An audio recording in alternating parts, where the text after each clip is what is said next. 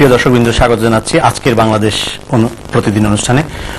বাংলাদেশ প্রতিদিন বাংলাদেশের সর্বশেষ ঘটনাবলী, বাংলাদেশের রাজনৈতিক অবস্থা, জরুরি আইন এবং সর্বশেষ পরিস্থিতি, বিভিন্ন খবরের পেছনের খবর এবং প্রিয় দর্শক আপনাদের সজীব এবং প্রাণবন্ত অংশগ্রহণ এবং এই স্টুডিওতে উপস্থিত সম্মানিত প্যানেল সদস্যদের আলোচনা এই নিয়ে প্রতিদিনের বাংলাদেশ প্রতিদিন।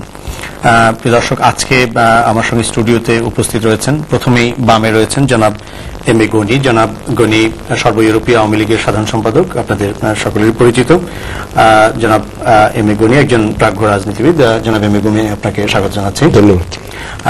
আমার বাংলাদেশ প্রতিদিন আজকের অনুষ্ঠানে প্রথম পর্বটি আমরা আধা ঘন্টা একটি অংশ রেখেছি, পরের পর্বটি আমরা 1 ঘন্টা 15 মিনিট নিয়ে দ্বিতীয় অংশটি সাজিয়েছি এবং প্রথম পর্বে আমার আরেকজন অতিথি এই প্রথম পর্বের জন্য যোগ দিয়েছেন, যিনি জনাব প্রকৌশলী বাদুর রহমান খান। প্রকৌশলী বাদুর রহমান খান গতকাল বাংলাদেশ প্রতিদিন অনুষ্ঠানে ছিলেন, কিন্তু তার একটি অংশ নিয়ে আজকে আমরা প্রথম অংশটি রেখেছি।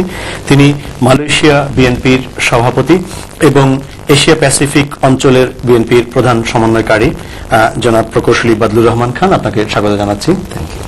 জনাব প্রকৌশলী বাদুর রহমান খান আজকে প্রথম পর্বে আমরা আমন্ত্রণ জানানোর উদ্দেশ্য হচ্ছে বর্তমানে বাংলাদেশের যে রাজনৈতিক অবস্থা, তার পেছনে যে কতগুলো ঘটনা বহুল আলোচিত। প্রিয় দর্শক, আপনাদের আমরা স্মরণ করিয়ে দিতে চাই, তার পেছনে বহুল আলোচিত ঘটনাগুলোর মধ্যে লগি বৈঠা, তার পেছনে বহুল আলোচিত ঘটনাগুলোর মধ্যে প্রফেসর ইয়াজউদ্দিন আহমেদের নেতৃত্বাধীন তত্ত্বাবধায়ক সরকারকে কেন্দ্র করে বিতর্ক, রাষ্ট্রপতি কর্তৃক প্রধান উপদেষ্টার দায়িত্ব গ্রহণ এই নিয়ে বিতর্ক, নির্বাচন কমিশনার নিয়োগ, সহিংসতা এবং 22শে জানুয়ারি নির্বাচনকে কেন্দ্র করে উত্তেজনা এবং সহিংসতা এবং তার জের ধরে দুজন নির্বাচন কমিশনার নিয়োগকে কেন্দ্র করে মহাজোটের নির্বাচন থেকে সরে দাঁড়ানো এবং সর্বোপরি 11ই জানুয়ারি দেশে জরুরি আইন এবং সামরিক ব্যাকড গভর্নমেন্টের ক্ষমতা গ্রহণ। এর মধ্যে আরও বহুল আলোচিত ঘটনাগুলোর এই প্রেক্ষাপটে বিএনপি আওয়ামী লীগের আলোচনা ভেস্তে যাওয়া, মালয়েশিয়ার বিষয়টি ঘুরে ফিরে নানাভাবে আমাদের রাজনীতিতে গত কয়েক মাসে আলোচিত হয়েছে। সেই অংশটি নিয়ে আমরা আজকে প্রথম কয়েক মিনিট 20-25 মিনিটে আমরা কিছু জানার জন্য প্রকৌশলী বাদুর রহমান খানকে আজকেও আমরা স্টুডিওতে আমন্ত্রণ জানিয়েছি। আমি সরাসরি আমার প্রশ্নে চলে যাব এবং আজকে যে ফুটেজগুলো এবং ফোকাল ইস্যুসগুলো রয়েছে আমি কিছুক্ষণ পরে বলছি আজকের ফোকাল ইস্যুসগুলো। প্রিয় দর্শক, আমি জনাব প্রকৌশলী বাদুর রহমান খানকে জানতে চাইব, বিএনপি বেগম খালেদা জিয়া নেতৃত্বাধীন সরকারের বিভিন্ন যে বিরুদ্ধে দুর্নীতির অভিযোগ, তার মধ্যে মালয়েশিয়ার বিষয়টি ঘুরে ফিরে এসছে।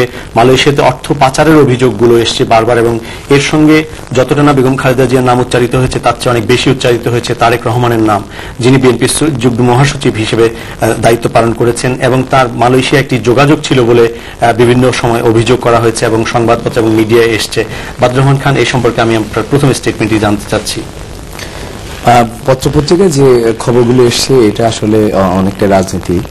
বিএনপি সরকার ক্ষমতা আসার পরে 2001 সালে নির্বাচন পরে প্রথম স্টেটমেন্টটা দিয়েছিলেন তৎকালীন বিরোধী দলীয় নেত্রী শেখ হাসিনা। উনি পত্রিকায় বললেন যে মালয়েশিয়াতে তারেক রহমানের টাকা পাচার করছেন মালয়েশিয়াতে। তার আগে আমি একটা জিনিস ক্লিয়ার করে নিচ্ছি যে এখানে দুর্নীতির 2টা নাম আপনি উচ্চারণ করলেন। একটা নাম এসছে আমাদের তৎকালীন প্রধানমন্ত্রী চেয়ারপারসন সাবেক প্রধানমন্ত্রী বেগম খালেদা জিয়ার নামে, আরেকটা আসছে আপনার তারেক রহমানকে নিয়ে। তো প্রথমে আমি বলতে চাচ্ছি যে খালেদা জিয়ার নামে মালয়েশিয়াতে টাকা পাচার হয়েছে এটা কখনো কেউ বলেননি এবং এটা সুতরাং ওই অংশ আমরা খালেদা জিয়াকে মুক্ত করে দিতে পারি যে ওনার মালয়েশিয়াতে দুর্নীতির কোনো টাকা পয়সা উনি পাচার করেননি বা এটা আসেনি। যেটা আসছে বারবার সেটা হচ্ছে তারেক রহমানকে নিয়ে। তারেক রহমান মালয়েশিয়াতে প্রথম আসছিলেন 1997-এ। ইনি 12 থেকে 13 বার টোটাল উনি মালয়েশিয়াতে আসছেন। তো ওনার এই মালয়েশিয়া আসার কারণ বা এগুলো যদি সময় থাকে বলা যাবে, বাট যে অভিযোগটা ওনার বিরুদ্ধে এনেছেন সংক্ষেপে শেখ হাসিনা, সেটা হচ্ছে যে একবার বলছেন 3000 কোটি টাকা, একবার বলছেন 5000 কোটি টাকা, একবার বলছেন 11000 কোটি টাকা। এখন সর্বশেষ আমরা শুনলাম ওনাকে ধরার আগে, অ্যারেস্ট করার আগে 22000 কোটি টাকা। আর কিছুদিন আগেই আমাদের দুদকের সচিব বলেছেন যে ওনার বিরুদ্ধে এই সংক্রান্তীয় সমস্ত অভিযোগের কিছুই পাওয়া যায়নি। তা আমার বক্তব্যটা হচ্ছে যে আসলে আমরা এই উনি টাকা পাঠিয়েছেন কি পাঠান নাই এটা আমি বলবো, অবশ্যই বলবো উনি পাঠান নাই। ওনারা যারা অভিযোগ দাঁড় করিয়েছেন তারাই আবার বলে দিয়েছেন যে কিছু পাওয়া যায়নি। আর এর আগে আওয়ামী লীগ গভর্নমেন্টের সময় ওনার বিরুদ্ধে একটা কেস হয়েছিল। এর আগে বলছিলেন যে উনি 91 to 96 তারেক রহমান অনেক টাকা চুরি করেছেন, এই করেছেন, সেই করেছেন, হাজার হাজার কোটি টাকা, শত শত কোটি টাকা। আবার যখন 96-এ আওয়ামী লীগ ক্ষমতায় আসলেন তখন ওনার বিরুদ্ধে যে কেসটা করা হলো সেটা হচ্ছে 1,80,00,000 টাকা, 80 লাখ টাকা। 1,80,00,000 টাকা উনি ব্যাংক থেকে লোন নিয়েছিলেন ওনার যে বাড়িগুলো আছে, বাড়িগুলো মর্গেজ দিয়ে, সেগুলোকে বিতর্কে এনে ওনার বিরুদ্ধে কেস দাঁড় করিয়েছিলেন ব্যবসার ব্যাপারে। তো পরবর্তীতে সেই কেসগুলো আইনি লড়াই করে সেই কেসগুলো টেকেনি। আমি যেটা বলতে চাচ্ছি 91-96-তে যেমন অভিযোগ করা হয়েছে যে শত শত অথবা হাজার হাজার কোটি টাকা, ঠিক সেরকমই পরবর্তীতে মামলা দেওয়া হয়েছে আওয়ামী লীগ সরকারের পক্ষ থেকে মাত্র 1 কোটি। অর্থাৎ এবারের ব্যাপারটিও আমি আপনার কাছে প্রকৌশলী বাদল, আমি আপনার কাছে আবার আসছি। আমি জনাব এম এ গনি, একজন প্রাজ্ঞ রাজনীতিক এবং আপনার দীর্ঘদিনের রাজনৈতিক অভিজ্ঞতা রয়েছে। আমাদের রাজনীতিতে প্রায় অভিযোগ পাল্টা অভিযোগের একটা কালচার লক্ষ্য করা যায়। এইবারের রাজনৈতিক বিতর্কগুলোর মধ্যে অন্যতম বিতর্ক হচ্ছে তারেক রহমান এবং তারেক রহমান বিদেশে সম্পদ পাচার করেছেন এবং প্রকৌশলী বাদলুর রহমান, যিনি মালয়েশিয়াকে কেন্দ্র করে বিতর্কের অন্যতম একজন, মালয়েশিয়াকে কেন্দ্র করে যেহেতু বিতর্কগুলো হয়েছিল সেই অংশের বিএনপিকে নেতৃত্ব দিতে চাচ্ছেন। আপনি তার বক্তব্যটা শুনেছেন, তিনি বলছেন এই টোটাল বিষয়টি রাজনৈতিক এবং 91-96-তে যা হয়েছিল এবারও তা হয়েছে। আপনার বক্তব্য কি? আমার বক্তব্য ভেরি সিম্পল। মিঠুন ভাই, ওই যে বাদল ভাই যে কথাটা বললো, আপনার একটু মনে থাকতে পারে তারেক রহমান একটা পাবলিক মিটিং এ বলেছে যে শেখ হাসিনার আমাদের নেত্রীর বাড়ি আছে লন্ডনে এবং আমেরিকাতে, আর আমরা চ্যালেঞ্জ করেছিলাম তাকে।